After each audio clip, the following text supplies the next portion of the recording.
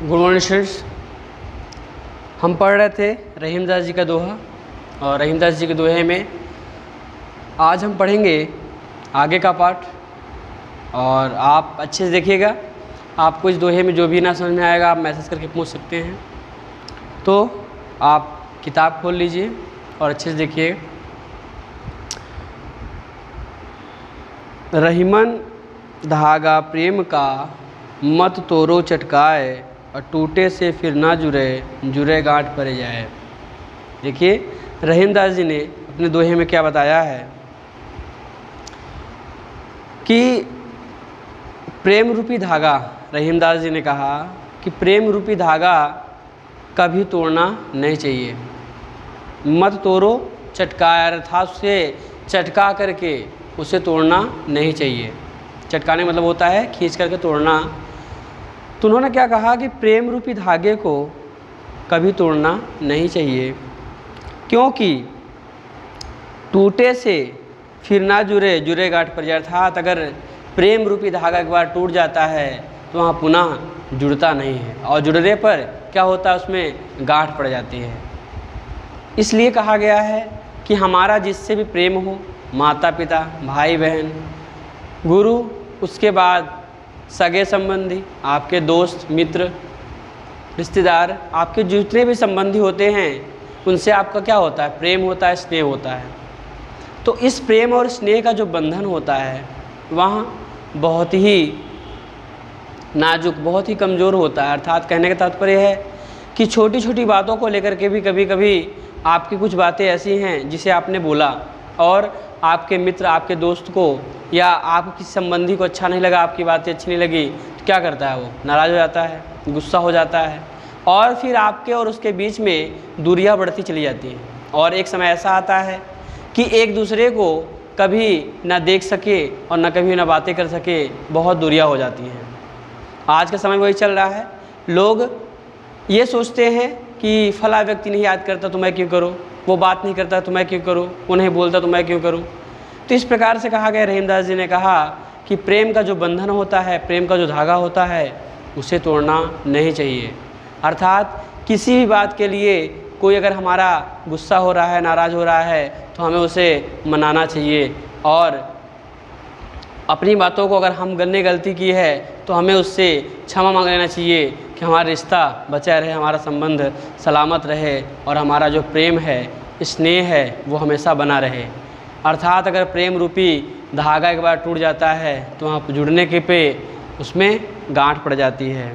आप देखे होंगे कोई भी नॉर्मल सामान सा एक धागा ले लीजिए, अगर उसे आप तोड़ेंगे उसमें क्या हो जाता है, जोड़ेंगे अगर उसे आप तोड़ने के बाद तो गांठ बांधनी पड़ेगी। वैसे ही प्रेम का धागा होता है। तो यहाँ पर प्रेम का धागा भी दिखता नहीं है, लेकिन प्रेम भी क्या होता है, एक बंधन। लोग कहते हैं ना कि प्रेम के बंधन में, स्नेह के बंधन में हम बंधे हुए हैं।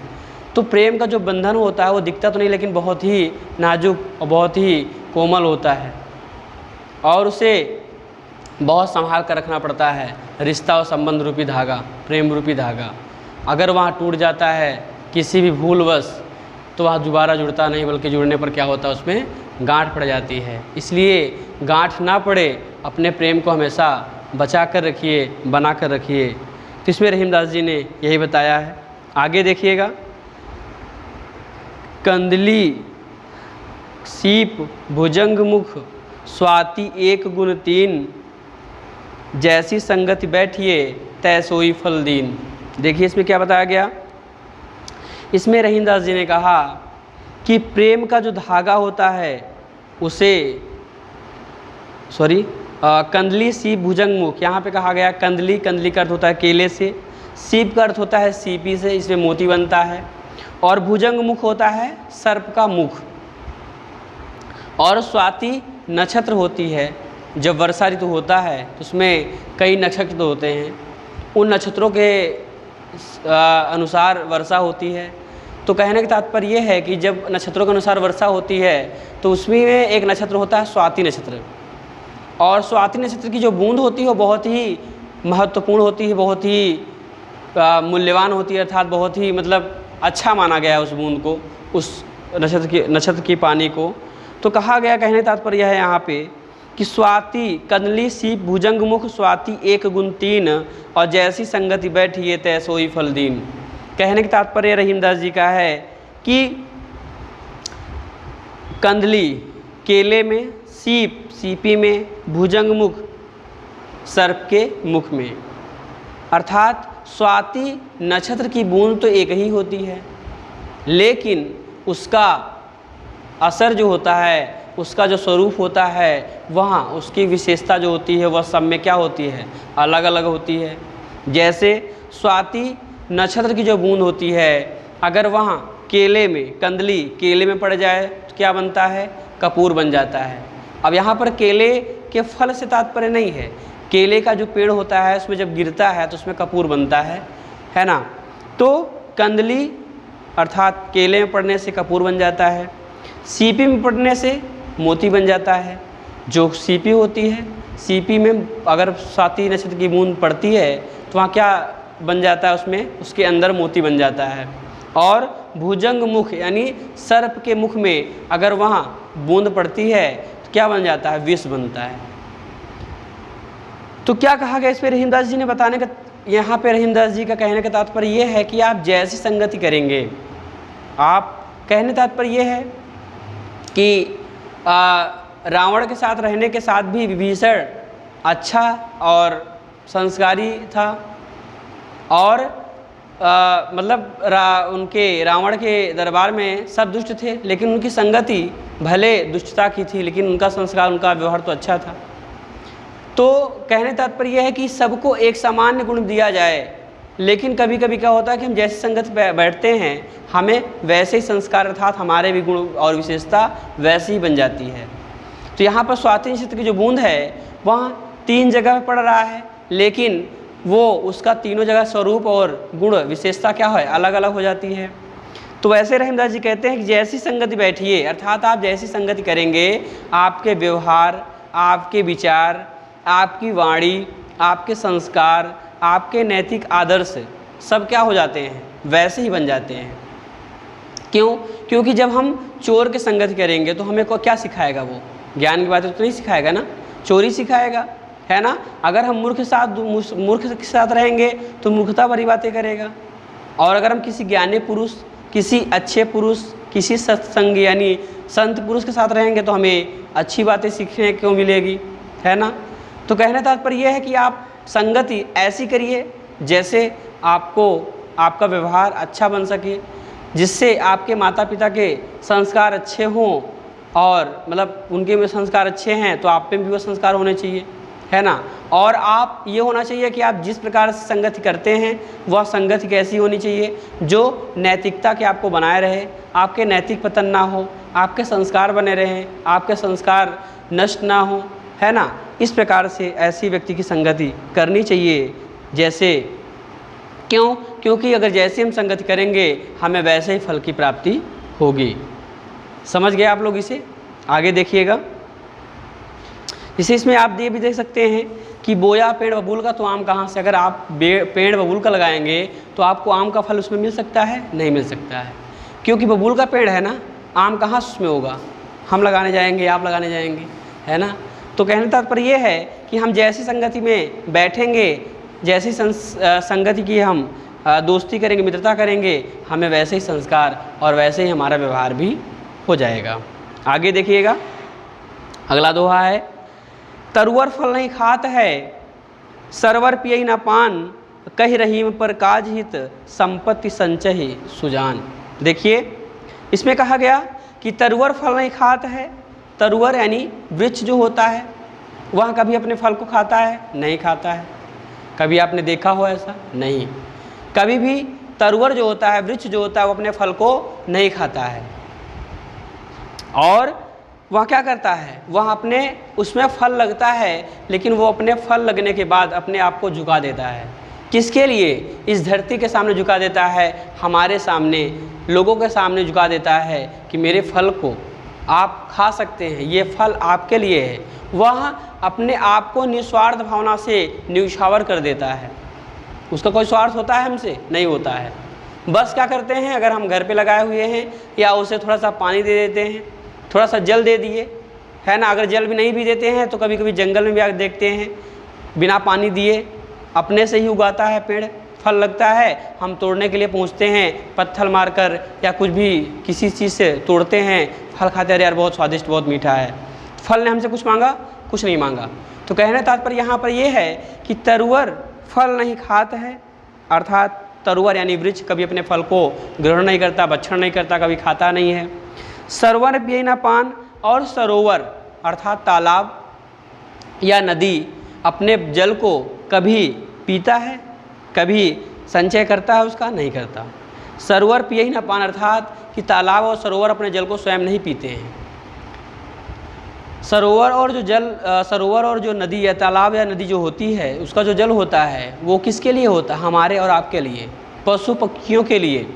कभी आप देखते हैं जंगल में जानवर होते हैं, पशु पक्षी होते हैं, बहुत प्यासे, बहुत व्याकुल रहते हैं, नदियाँ तालाब सूख जाती हैं, लेकिन उन नदियों और तालाब को क्या करना चाहिए? हमें उसका संरक्षण करना चाहिए, किसी प्रकार से उसका क्षरण दोहन नहीं करना चाहिए, है ना।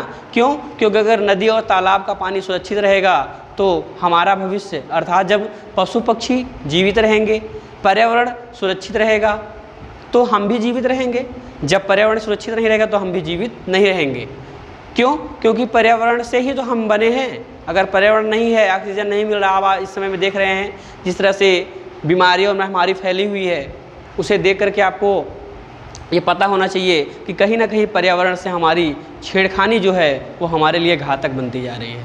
इसलिए कहा जाता है कि अधिक से अधिक वृक्षारोपण करिए, अधिक से अधिक पेड़ लगाया जाए, अधिक से अधिक जल का संरक्षण किया जाए, है ना। तो इसलिए क्या है, जिससे पर्यावरण सुरक्षित रहेगा, पशु पक्षी सुरक्षित रहेंगे और कई प्रजातियाँ पक्षियों की, पशुओं की विलुप्त होती जा रही है। गौरैया हो गया, है ना, बाज हो गया, गिद्ध हो गया, तो ये सब प्रजातियाँ विलुप्त होती जा रही हैं।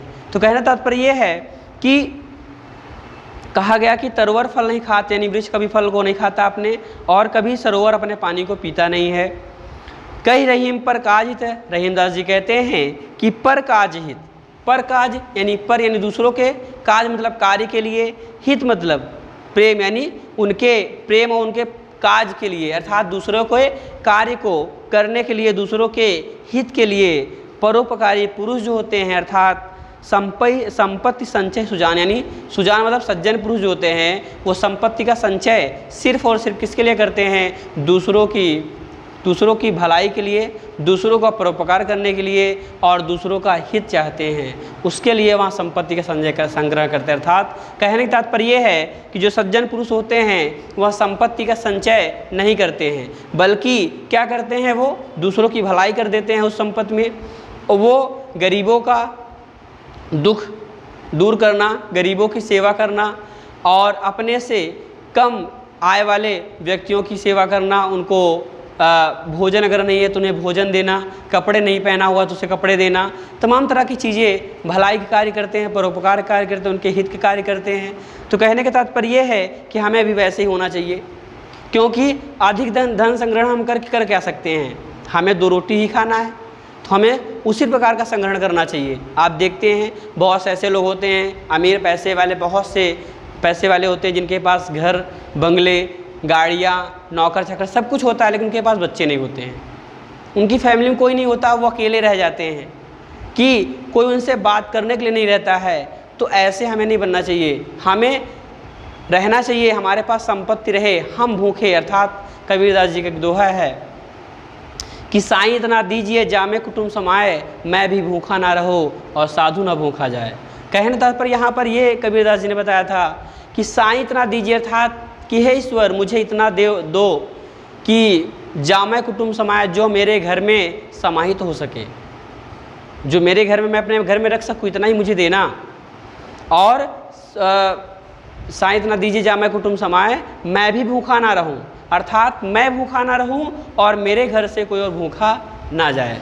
कोई साधु अगर आए तो वहाँ भूखा ना जाए, बस मुझे इतना ही दही चाहिए, मेरी इतनी ही याचना है। तो यहाँ पर वही कहा गया है, यहाँ पर भी वही बातें रखी गई हैं कि मुझे सिर्फ इतना संग्रहण करना है या मुझे सिर्फ इतना चाहिए जिससे मैं किसी की भलाई कर सकूं और अपने लिए भी संग्रहण करके थोड़ा सा खा सकूं, पहन सकूं, बस इतना ही। रहीमदास जी से ये बताया। अगला देखिएगा दोहा, रहीमन देखी बड़न को लघु न दीजिए डारी, और जहाँ काम आवे सुई कहाँ करे तरवारी। अब देखिए से बताया गया कि रहीमन देखी बड़न को, रहीमदास जी कहते हैं कि बड़ों को देख करके कभी छोटों को छोड़ नहीं देना चाहिए, मतलब बड़ों को देख करके कभी छोटों को नहीं त्यागना चाहिए। जैसे कि अगर कोई बड़ा व्यक्ति है, कोई अमीर व्यक्ति है, हमारा मित्र है, और कभी हमारा कोई छोटा या गरीब कोई मित्र है, तो ये नहीं कि हम बड़े मित्र को देख करके छोटे मित्र को भूल जाएं। अरे यार ये तो गरीब है, ये तो सामान्य है, ये तो मेरे स्थिति में मेरे सामान मेरे बराबर नहीं बैठ पाएगा, मुझे तो किसी बड़े से मित्रता करनी चाहिए, कोई पैसे वाले से मित्रता करनी चाहिए। तो कहने का तात्पर्य ये है कि रहीमदास जी कहते हैं कि बड़ों को देख करके छोटों को त्यागना नहीं चाहिए, उनका अपमान नहीं करना चाहिए, उनके साथ दुर्व्यवहार नहीं करना चाहिए। क्यों? आगे देखिए, जहाँ काम आवे सुई, देखिए जहाँ काम आवे सुई कहाँ करे तरवारी। जहाँ काम आवे सुई अर्थात जहाँ पर सुई काम आता है। जैसे आप यहाँ पर कहने के तात्पर्य रहीमदास जी का है कि बड़ों को देखकर छोटों को त्यागना नहीं चाहिए, छोटों को अपमान नहीं करना चाहिए, क्योंकि जो छोटे होते हैं वो सबसे प्रेम बराबर करते हैं। जो गरीब व्यक्ति होता, भी किसी गरीब के यहाँ कोई रिश्तेदार कोई संबंधी आते हैं, तो गरीब व्यक्ति जो होता है उसके लिए चाहे खाने को उसके पास ना हो, उसके पास बिस्तर ना हो, सोने के लिए पहनने के लिए कपड़े ना हो, लेकिन वह क्या करता है, दूसरों से मांग कर लाएगा, लेकिन अपने रिश्तेदार को अच्छा से अच्छा व्यंजन, अच्छा से अच्छा भोजन कराएगा, अच्छे से अच्छे बिस्तर पर लिटाएगा, बल्कि वहाँ ज़मीन पर लेट जाता है, लेकिन वहाँ अपने रिश्तेदार को, अपने संबंधी को अच्छे बिस्तर पर लेटाता है। वो भूखा रह लेता है, वहाँ सूखी रोटी भी खा लेता है, ना भी मिले तो भी चल जाता है, लेकिन अगर रिश्तेदार आता है तो उसे अच्छा से अच्छा खाना खिलाता है। और जाने के बाद भी वह बोलता है कि भैया अभी आप आए हैं, रुक जाइए कुछ दिन और तो जाइए, आप कहाँ आते हैं, आप आए मेरे यहाँ, भगवान का सौभाग्य, यानी भगवान मेरे यहाँ पधारे ऐसा मुझे लग रहा है। ये गरीब लोगों की वाणी होती है। और अमीर लोगों की वाणी क्या होती है, आप उनके घर पहुँच गए, ठीक है, बैठे, चाय नाश्ता हुआ, हाँ ठीक है, फिर आप कब तक जा रहे हैं, हमें थोड़ा सा कुछ काम है, बाहर होके आ रहे हैं, लोग ऐसा बोलते हैं। तो बताइए आपका रुकने का वहाँ मन होगा? नहीं होगा। और गरीब के यहाँ तुरंत आपको पहुँचते ही मान पहले चाय नाश्ता दिए, बेटा खाना खा लो, खाना लगा दे रहे हैं। आप नहीं भी अगर भूखे, अर्थात अगर आप भूखे हैं तो आप कहीं जाएंगे, संकोच करेंगे, आप बोल तो सकते नहीं हैं, किसी के यहाँ जा कर के आप बोल देंगे हाँ मुझे भूख लगी, मुझे खाना दो, है ना। कभी कभी होता है कि कुछ व्यक्ति ऐसे होते हैं घर से निकलते हैं बिना खाए पिए और कहीं रिश्तेदार के यहाँ पहुँच गए, तो वहाँ पता चला कि आपको सिर्फ चाय मिली, आप बैठे थोड़ी देर, फिर आपको रोकने के लिए नहीं बोला गया, न खाने के लिए बोला गया, और बस बोल दिया गया कि हाँ ठीक है, फिर आप कब तक जा रहे हैं, और रुकने का मन हो तो रुकिए, नहीं फिर कोई बात नहीं है, ऐसा बोल देते हैं कभी कभी। लेकिन गरीब व्यक्ति क्या होता है, हमेशा वहाँ रोकने के लिए बोलता है, भैया रुकिए, क्यों जा रहे हैं, कल जाइएगा, बाद में जाइएगा, है ना। तो कहने का तात्पर्य यह है, रहीमदास जी ने कहा कि बड़ों को देख करके छोटों को त्यागना नहीं चाहिए, क्योंकि जहाँ सुई काम आता है वहाँ तलवार का कार्य नहीं हो सकता है। तलवार से काम हो सकता है क्या? नहीं। जैसे कपड़ा सिलना है, अब वहाँ पर सुई का काम है, कपड़ा सिलने के लिए सुई का काम है, तो वहाँ पे आप तलवार सिएंगे? बताइए। अगर आप तलवार से कपड़े को सिएंगे तो क्या हो जाएगा, वो फट जाएगा, है ना। तो कहने का तात्पर्य यह है कि सुई छोटी सी होती है, लेकिन जहाँ पर सुई का कार्य है वहाँ सुई ही कार्य करेगी, तलवार नहीं। अब हमें कपड़े सिलना है तो हमें सुई से सिलेंगे ना। मान लीजिए आपके हाथ में या पैर में कहीं पे कांटा लग गया, चुभ गया, तो कभी उसको सुई से निकाल लिया जाता है ना। क्या उसको तलवार से आप निकालेंगे? नहीं निकाल सकते हैं। और अगर कहीं पर आपको किसी से युद्ध करना है, कुछ काटना है, लड़ाई करनी है, मतलब कभी कभी होता है युद्ध में तलवार का प्रयोग करते थे, अब तो नहीं होता है, तो जहाँ पर तलवार का कार्य है, अगर आप मान लीजिए किसी चीज़ को आपको काटना हो, है ना, तो वहाँ पे तलवार का कार्य है, तो आप उसको सुई से लेकर के काट रहे हैं, कभी हो सकता है? नहीं हो सकता है ना। तो कहने का तात्पर्य यह है कि जहाँ पर सुई का काम होता है वहाँ पे तलवार का काम नहीं हो सकता है। जहाँ पर छोटे व्यक्ति का, सामान्य व्यक्ति आपके काम आ सकता है, वहाँ बड़ा व्यक्ति नहीं आएगा। अगर आपको कोई काम फंस गया है, घर में कोई काम पड़ गया, शादी विवाह पड़ गया, कोई सहयोग की बात है, तो एक बार बड़ा व्यक्ति आएगा तो वो संकोच करेगा, अरे यार हम इसके यहाँ नौकर हैं क्या इसके, हम हाँ इसकी हेल्प करेंगे, वो जाकर कुर्सी लगाकर आराम से बैठ जाएगा, है ना। लेकिन जो गरीब व्यक्ति है वो आते ही मान पहले लग जाएगा, भैया क्या क्या करना है, कौन कौन सा काम बचा है जो मुझे मैं करूँगा, वो ऐसा मित्र होता है। तो हमेशा क्या कहा जा गया है कि मित्रता करिए आप, लेकिन सबसे करिए, छोटे बड़े सबसे करनी चाहिए। और अगर छोटा मित्र आपका कोई गरीब मित्र है और बड़े बनने के बाद आप बड़े बन गए या कोई बड़ा मित्र मिल गया, तो कभी आप उसको अपमानित नहीं करना चाहिए, कभी उसका अपमान नहीं करना चाहिए। यही इसमें बताया गया है। ठीक है, तो ठीक है, आप वीडियो को अच्छे से देख लीजिएगा। आपको वीडियो में जो भी नहीं समझ में आएगा आप मैसेज करके पूछ सकते हैं। ठीक है, ओके क्लास, इसके बाद फिर हम नेक्स्ट बाद में पढ़ेंगे। हाँ, ओके, थैंक यू।